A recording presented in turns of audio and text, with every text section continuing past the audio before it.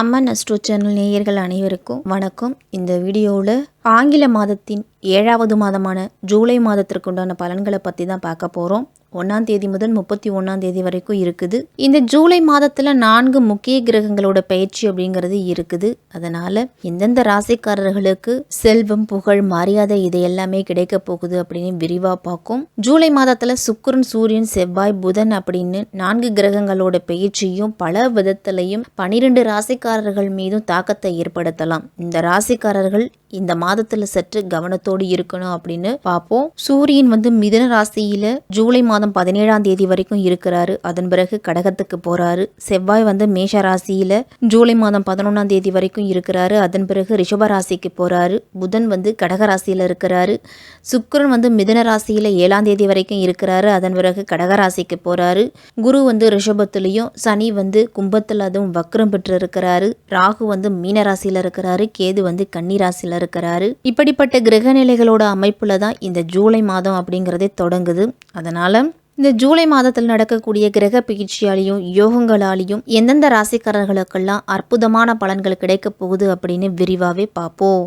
அன்பான ரிஷபராசிக்காரர்களே, இந்த ஆங்கில மாதத்தின் 7வது மாதமான ஜூலை மாதம்தான் ரிஷபராசிக்காரர்களுக்கெல்லாம் எப்படி இருக்கும் அப்படின்னு பார்ப்போம். இந்த மாதத்தோட கிரக நிலைகளை பார்த்தோம் அப்படின்னா 10ஆம் வீட்டுல சனி வக்ர நிலையில இருக்கிறாரு. அதனால இந்த மாதம் உங்களுக்கு கடுமையான உழைப்பு அப்படிங்கிறது இருந்துகிட்டே இருக்கும். வேலை செய்யக்கூடிய இடத்துலையா இருக்கட்டும் அல்லது இல்லத்திலையா இருக்கட்டும், விவசாயம் சார்ந்த பணிகள்லையும் சரி, கூடுதல் கவனத்தோடு இருக்கிறது நல்லது. இருசக்கர வாகனத்துல செல்லும் பொழுது தலைக்கவசம் அணிந்து போங்க. இரவு நேர பயணத்தை முடிஞ்ச வரைக்கும் தவிர்த்துக்குங்க. உணவு விஷயத்துல கூடுதல் கட்டுப்பாட்டோடு இருக்கணும். ரிஷபராசிக்காரர்கள் அனைவருமே ஒரு வேலையை உங்ககிட்ட கொடுத்துட்டு அதை சரியான நேரத்தில் முடிச்சு கொடுக்கறதுக்காக கடுமையாக பாடுபடுவீங்க. ரிஷபராசிக்காரர்கள் அதிகமாகவே வியாபாரத்தில் வளர்ச்சி அப்படிங்கிறது இருந்தாலும் வியாபாரத்தை எப்படியெல்லாம் முன்னேற்றலாம் அப்படிங்கிற குறிக்கோளோடு நீங்கள் செயல்படுவீங்க. நீங்கள் செய்யக்கூடிய வேலையை ரசித்து செய்வதால் அந்த செயலில் நல்ல முன்னேற்றமும் உங்களுடைய திறமையும் வெளிப்படும். வெளிநாட்டு வணிகங்கள் மூலமாக உங்களுக்கு வேலை வாய்ப்பு அப்படிங்கிறது கிடைக்கும். இந்த மாதத்தில் வெளிநாட்டு வேலை வாய்ப்புக்காக காத்திருந்தீங்க அப்படின்னா இந்த மாதத்தில் முயற்சி செய்யலாம். 5ஆம் வீட்டில் இருக்கக்கூடிய குரு பகவானால ரிஷபராசி மாணவர்களுக்கெல்லாம் பிடிச்ச கல்லூரியில பிடிச்ச பாடத்துல சேர்க்கை அப்படிங்கிறது கிடைக்கும். செலவுகள் சற்று அதிகமானாலும் உங்களுடைய படிப்பை நீங்க அடைய வேண்டிய லட்சியத்தை அடைவீங்க. உங்களுடைய கவனம் படிப்புல மட்டும் இருக்கட்டும். மற்ற விஷயங்கள்ல செல்லுவதை தவிர்த்துக்குங்க. கேது பகவான் இந்த மாதம் முழுவதுமே 5ஆம் வீட்டில் இருக்கிறாரு. ரிஷபராசிக்காரர்கள் அனைவருக்குமே குரு பகவான் மீது கேதுவோட பார்வை இருக்கிறதால உங்களுக்கு ஆன்மீகத்துல நாட்டம் அப்படிங்கிறது அதிகரிக்கும்.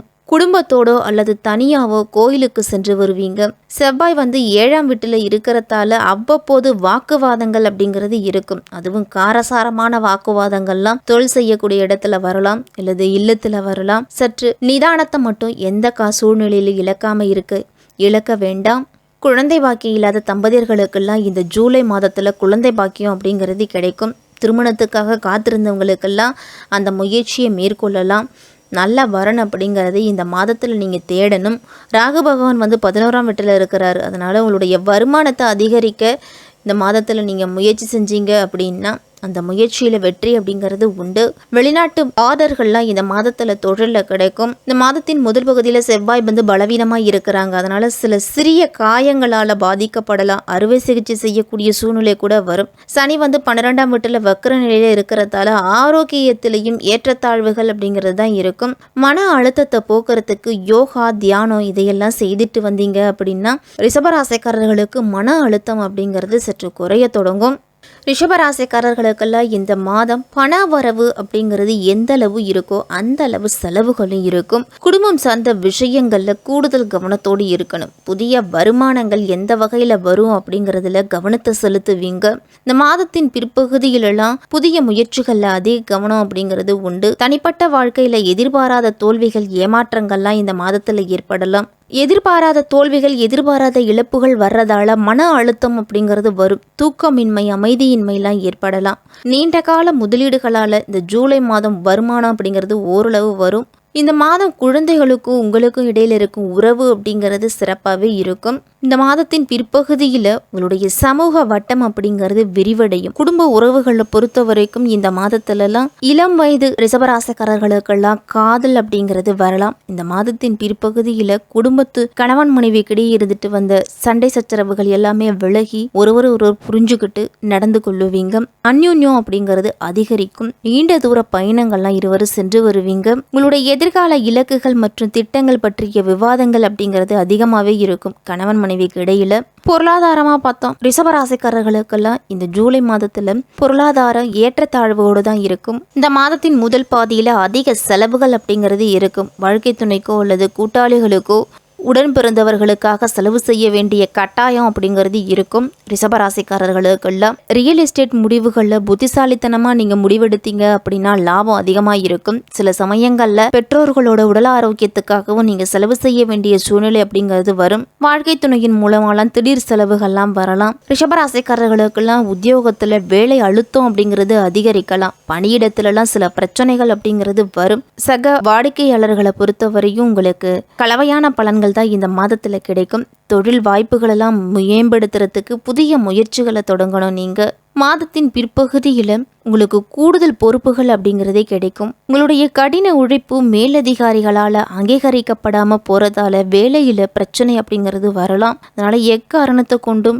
வேலையை விட்டுட்டு வேறு தொழில் செய்யலாமா, வேறு வேலைக்கு போகலாமா அப்படிங்கிற சிந்தனை தவிர்த்துக்கிட்டு இருக்கிறத வச்சுக்கிட்டு பொழைக்க பார்க்குறதா ரிஷபராசிக்காரர்களுக்கு தற்சமயத்தில் நல்லது. தொழிலில் கூடுதல் கவனத்தை செலுத்தணும். அப்போ தான் புதிய வாடிக்கையாளர்கள்லாம் உங்களுக்கு கிடைப்பாங்க. இந்த மாதத்தில் நீங்கள் எதிர்பாராத நிகழ்வு அப்படிங்கிறது இருக்கும். எதிர்பாராத நிகழ்வு நடக்கிறதால தொழிலை விரிவாக்கம் செய்ய எண்ணங்களை இந்த மாதத்துல நீங்க தள்ளி போடுறது தான் நல்லது. மாதத்தின் பிற்பகுதியில வாடிக்கையாளர்கள் அதிகமா வர்றதால வருமானம் அப்படிங்கிறது இருக்கும். தொழில மாதத்தின் முதல் பகுதியில முதலீடுகளும் செலவுகளும் அதிகமா இருக்கும். வியாபாரத்திலலாம் திட்டமிடல் அப்படிங்கிறது அதிகமாக உங்களுக்கு தேவைப்படும். திட்டமிட்டு எந்த செயலாக இருந்தாலும் செஞ்சீங்க அப்படின்னா உங்களுக்கு அதில் நல்ல வெற்றி அப்படிங்கிறது உண்டு. மாதத்தின் தொடக்கத்தில் உங்களுடைய தூக்கம் அப்படிங்கிறது கெடலாம். வாழ்க்கை துணையோட உடல் ஆரோக்கியத்தில் வெப்பம் காரணமாகவோ சர்க்கரையோட அளவு தொடர்பான பிரச்சனைகள் அப்படிங்கிறது வரலாம். இருமல், சளி தொடர்பான நோய் தொற்றுகளும் குழந்தைகளுக்கு வரும். அப்படிங்கிறதால செலவுகள் அப்படிங்கிறது இருக்கும். உணவு பழக்க வழக்கத்தை கண்காணிக்கணும்.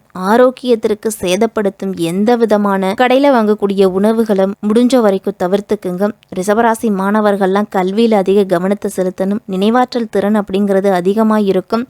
இருந்தாலும் அவ்வப்போது கவனச்சிதறல் அப்படிங்கிறது ஏற்படலாம்.